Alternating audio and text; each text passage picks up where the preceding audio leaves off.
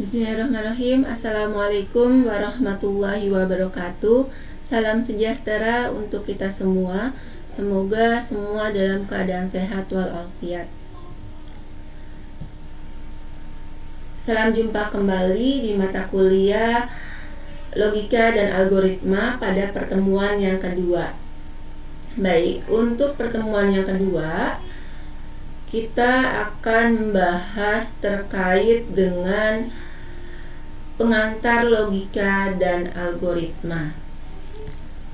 Adapun tujuan dari pembelajaran sekarang, yang pertama adalah mengenal dan memahami logika dan algoritma.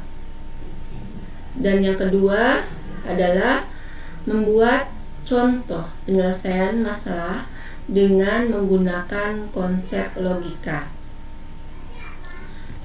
Baik, untuk pengertian logika dan algoritma itu apa?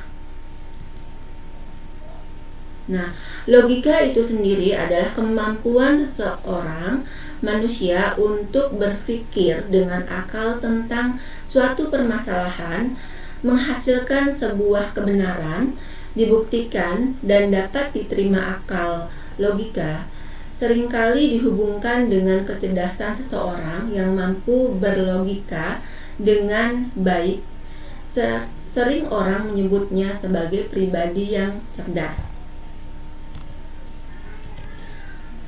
Nah, logika identik dengan masuk akal dan penalaran. Penalaran adalah salah satu bentuk pemikiran. Pemikiran itu sendiri adalah pengetahuan tak langsung yang didasarkan pada pernyataan langsung. Pemikiran mungkin benar dan mungkin juga tidak benar. Nah, di sini adapun definisi dari logika adalah ilmu yang memberikan prinsip-prinsip yang harus diikuti agar dapat berpikir valid menurut aturan yang berlaku. Logika berasal dari bahasa Yunani yaitu logos yang berarti ilmu. Logika dapat diartikan ilmu yang mengajarkan cara berpikir untuk melakukan kegiatan dengan tujuan tertentu. Nah, sedangkan untuk definisi algoritma sendiri adalah urutan penyelesaian masalah yang disusun secara sistematis menggunakan bahasa yang logis untuk memecahkan suatu permasalahan. Jadi, algoritma adalah urutan langkah-langkah logis menyelesaikan masalah yang disusun secara sistematis. Sedangkan menurut Kamus Besar Bahasa Indonesia, definisi algoritma adalah urutan logis pengambilan keputusan untuk pemecahan masalah.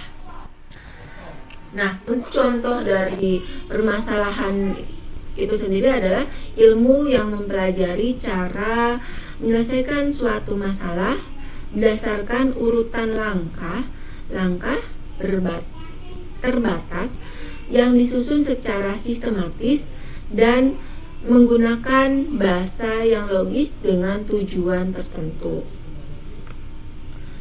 Nah, jadi definisi logika dan algoritma itu adalah diberikan dua buah gelas A dan B. Gelas A berisi air teh dan gelas B berisi air kopi. Pertukaran ini adalah isi gelas tersebut sehingga menghasilkan gelas A yang semula berisi air teh menjadi berisi air kopi, dan gelas B yang semula berisi air kopi menjadi berisi air teh. Nah, secara gambar mungkin bisa dilihat di sini.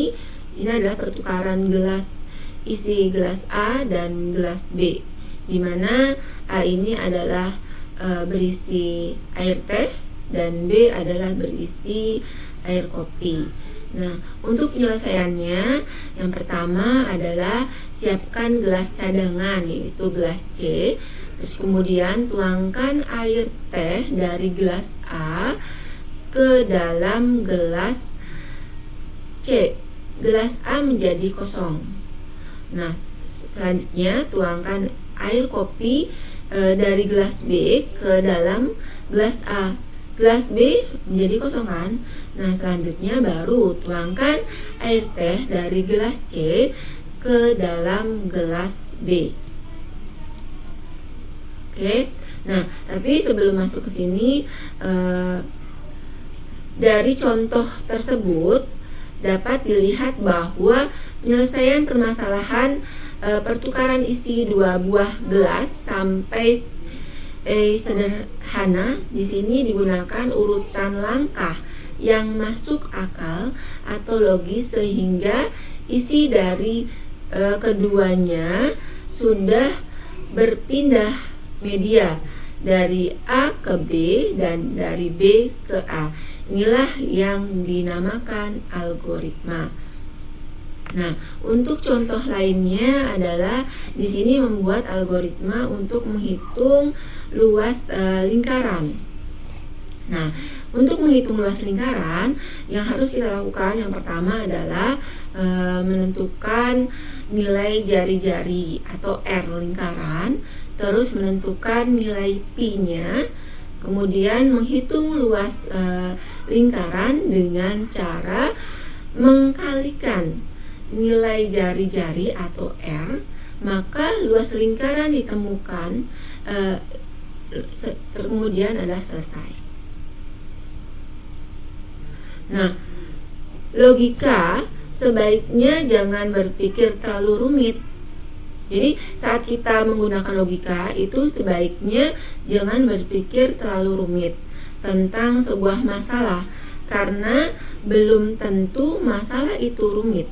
Yang kita pikirkan hal yang paling sederhana untuk menyelesaikan masalah itu, sehingga tidak terjebak dalam pikiran rumit yang dibuat sendiri. Meski demikian, jangan meremehkan masalah sekecil apapun dari berpikir sederhana untuk menghasilkan solusi yang efektif. Nah, untuk di sini tidak semua urutan langkah penyelesaian masalah yang logis dapat disebut sebagai algoritma. Nah, menurut Donald, algoritma mempunyai 5 ciri penting yang meliputi. Yang pertama adalah keterbatasan. Nah, di mana untuk keterbatasan di sini algoritma harus berakhir setelah mengerjakan sejumlah langkah proses. Jadi yang namanya proses algoritma itu harus ada akhirnya, seperti itu. Dan selanjutnya yang namanya algoritma itu harus ada kepastiannya. Setiap langkah harus didefinisikan secara tepat dan tidak berarti ganda. Jadi algoritma itu tidak boleh ambigu, jadi harus ada kepastian, seperti itu. Nah, terus yang ketiga, algoritma itu adanya masukan. Jadi algoritma memiliki 0 atau lebih dari lebih dari satu data masukan atau inputan. Nah, terus yang keempat, algoritma itu harus memiliki keluaran. Algoritma mempunyai 0 atau lebih hasil keluaran atau output. Jadi ketika ada urutan atau langkah-langkah namun dia tidak adanya keluaran, berarti tidak bisa dikatakan bahwa itu adalah suatu algoritma. Itu. Nah, terus yang kelima adalah efektivitas. Di sini adalah algoritma harus efektif. Langkah-langkah algoritma dikerjakan dalam waktu yang wajar, seperti itu. Nah, Untuk penyusunan atau struktur dasar algoritma adalah langkah-langkah suatu algoritma dapat terdiri dari 3 struktur dasar, yaitu runtunan, pemilihan, dan pengeluaran. Ketiga jenis langkah-langkah tersebut membentuk konstruksi suatu algoritma. Baik, kita akan bahas dulu yang pertama, yaitu runtunan atau sequence.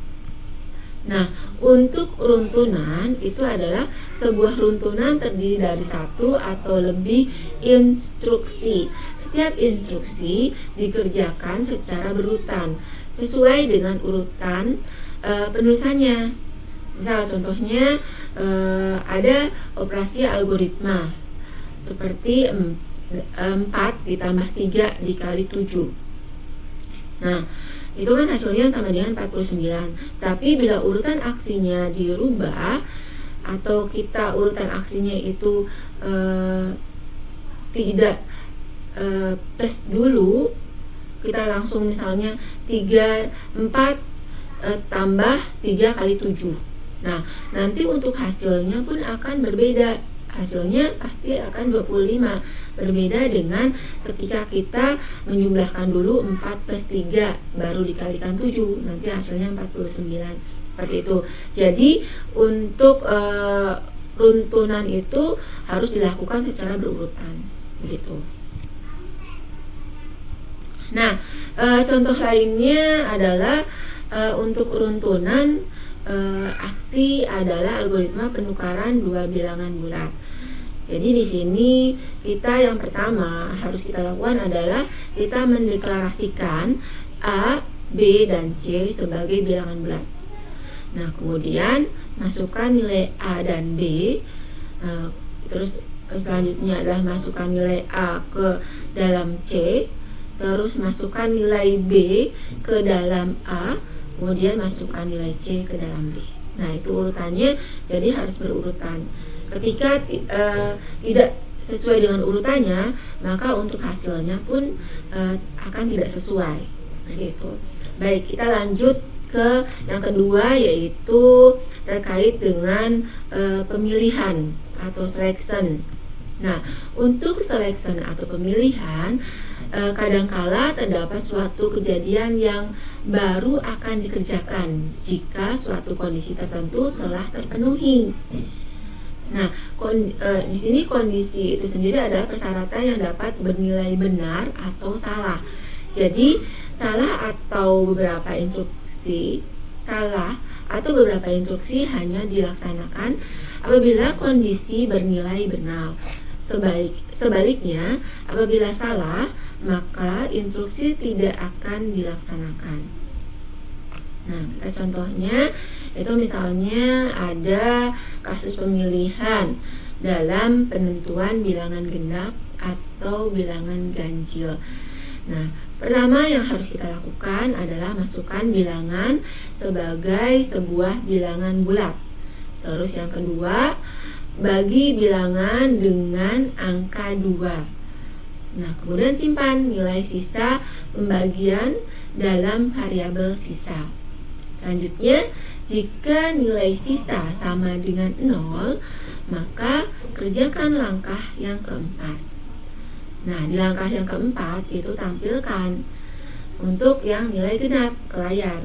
Jika nilai sisanya itu tidak sama dengan 0, maka kerjakan langkah yang keenam, yaitu tampilkan ganjil ke layar dan selesai. Seperti itu. Itu untuk yang kasus pemilihan. Baik, selanjutnya adalah untuk yang perulangan atau repetition. Repetition yaitu salah satu kelebihan komputer dalam kemampuannya untuk mengerjakan pekerjaan yang sama berulang kali tanpa mengenal lelah. Nah, jadi di sini misalnya ada beberapa statement pengulangan di bahasa pemrograman, yaitu ada for, while, do while, terus repeat, until, for, don't to, do, for, to do, dan lainnya.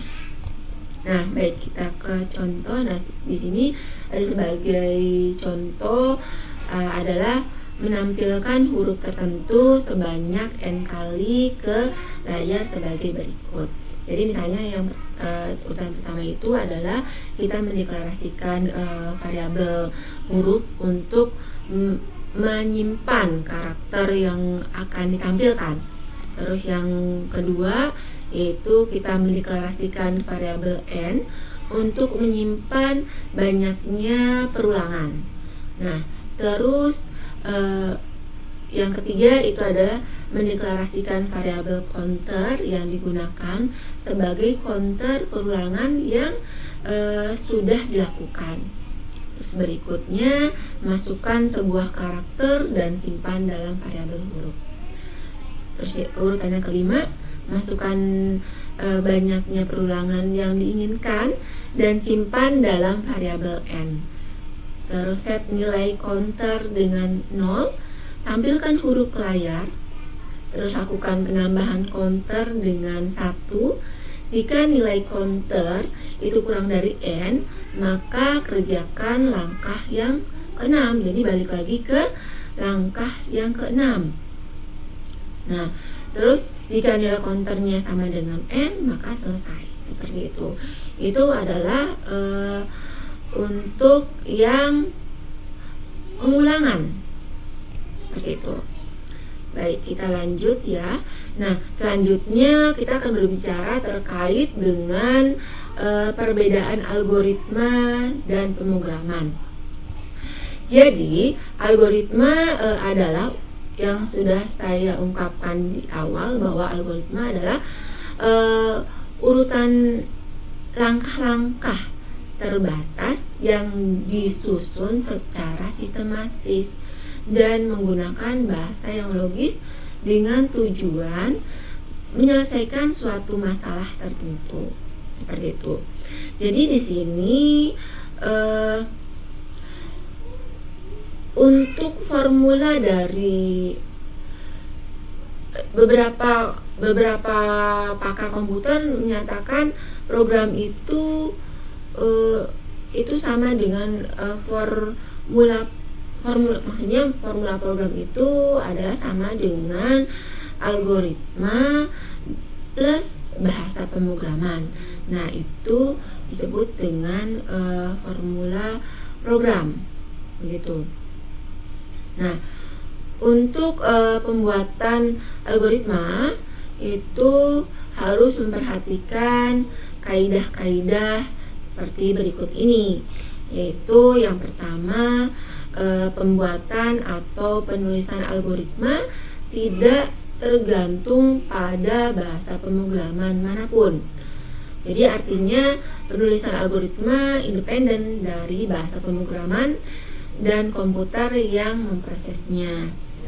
Terus yang kedua, notasi algoritma dapat diterjemahkan ke dalam berbagai bahasa pemrograman. Terus yang ketiga, apapun bahasa pemrogramannya, output yang akan dikeluarkan sama karena algoritmanya itu sama. Jadi, algoritma dibuat untuk membantu kita dalam mengkonversikan suatu permasalahan ke dalam bahasa pemrograman. Algoritma merupakan hasil pemikiran konseptual supaya dapat dilaksanakan oleh komputer. Jadi algoritma itu harus diterjemahkan ke dalam notasi bahasa pemrograman. Nah, untuk proses identifikasinya sangat erat kaitannya dengan kemampuan menemukan persamaan objek yang diproses. Nah, dari beberapa sampel percobaan menggunakan algoritma seperti itu ya. Baik, kita lanjut. Nah, Untuk pendeklarasian variabel di sini ada beberapa hal yang harus diperhatikan pada penerjemahan tersebut. Yang pertama itu kita harus melakukan pendeklarasian variabel. Terus yang kedua kita harus pemilihan tipe data. Jadi setelah kita melakukan pendeklarasian variabel, langkah selanjutnya yang harus kita lakukan adalah pemilihan tipe data. Apabila dalam proses pembuatan program ternyata membutuhkan pendeklarasian variabel, maka diwajibkan memilih tipe data, karena setiap variabel pasti membutuhkan tipe data yang ketika dideklarasikan gitu. Nah, terus yang berikutnya itu adalah pemakaian atau pemilihan instruksi. Nah, instruksinya di sini adalah apakah menggunakan yang sequence, selection, atau repetition yang tadi sudah dijelaskan. Terus berikutnya aturan sintaksis pada saat menuliskan program. Kita terikat dengan aturan sintaksis dalam bahasa pemrograman yang akan kita gunakan, seperti itu. Karena setiap bahasa pemrograman itu memiliki aturan penulisan sintaks yang berbeda-beda, seperti itu. Nah, selanjutnya tampilan hasil pada saat membuat algoritma, kita tidak memikirkan tampilan hasil yang akan disajikan. Seperti hal teknis semacam ini diperhatikan ketika mengkonversikannya menjadi program. Nah, selanjutnya adalah cara pengoperasian compiler atau interpreter.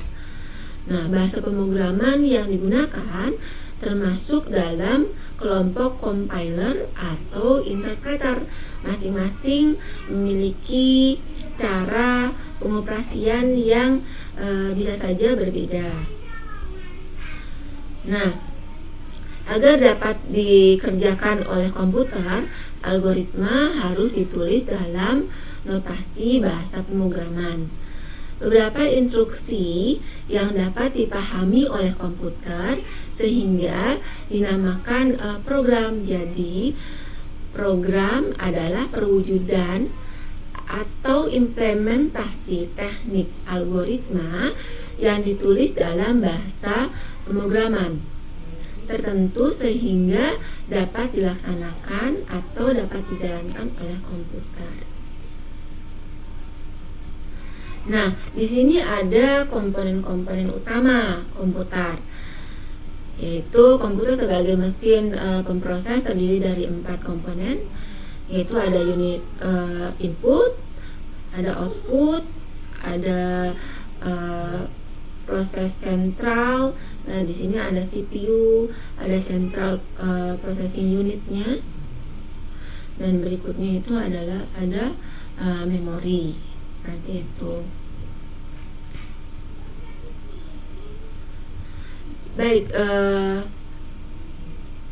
bahasa pemrograman dapat digolongkan atas 2 kelompok besar, yaitu ada bahasa pemrograman yang bertujuan khusus dan ada bahasa pemrograman yang bertujuan umum. Jadi, untuk bahasa pemrograman yang bertujuan khusus itu misalnya untuk terapan bisnis dan administrasi dan seterusnya. Terus kalau untuk yang bahasa pemrograman bertujuan umum itu misalnya yang termasuk kelompok ini yaitu bahasa Pascal, bahasa C, bahasa Java. Nah, bisa juga menggunakan bahasa PHP atau bahasa Python dan seterusnya. Jadi yang jelas bahasa pemrograman yang berbeda dikembangkan untuk macam-macam terapan yang berbeda pula. Nah, berdasarkan pada tingkat kerumitannya sebuah bahasa pemrograman adalah apakah notasi bahasa pemrograman lebih mendekati bahasa mesin atau bahasa manusia. Maka bahasa pemrograman kelompok akan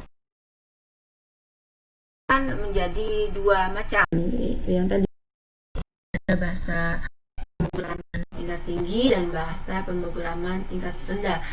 Istilah untuk bahasa tingkat tinggi itu tidak serta-merta menjadikan bahasa tersebut lebih baik ya daripada bahasa pemrograman yang tingkat rendah. Akan tetapi maksud dari tingkat tinggi di sini merujuk kepada abstraksi yang lebih tinggi dibandingkan dengan bahasa tingkat rendah terdapat terhadap bahasa mesin. Bahasa pemrograman tingkat tinggi akan berurusan dengan memori dan stek panggilan. Atau bahasa pemrograman tingkat tinggi itu akan berurusan dengan variabel tarik seperti itu. Nah, bahasa tingkat tinggi membuat pemrograman lebih jadi bahasa tingkat tinggi itu membuat pemrograman lebih mudah dipahami, lebih manusiawi, bisa dibilang seperti itu, dan berorientasi ke bahasa manusia. Biasanya menggunakan bahasa Inggris untuk bahasa tingkat tinggi. Hanya saja program dalam bahasa tingkat tinggi tidak dapat langsung dilaksanakan oleh komputer. Ia perlu diterjemahkan terlebih dahulu oleh suatu translator bahasa yang disebut kompilator atau compiler ke dalam bahasa mesin sebelum akhirnya dieksekusi oleh CPU seperti itu. Baik, mungkin itu yang bisa saya sampaikan. Kurang lebihnya saya mohon maaf. Sampai di sini untuk materi kita. Untuk pertanyaan atau ada yang belum paham atau ada yang belum jelas, silakan kita bisa diskusi dan silakan bisa ditanyakan. Terima kasih. Wassalamualaikum warahmatullahi wabarakatuh.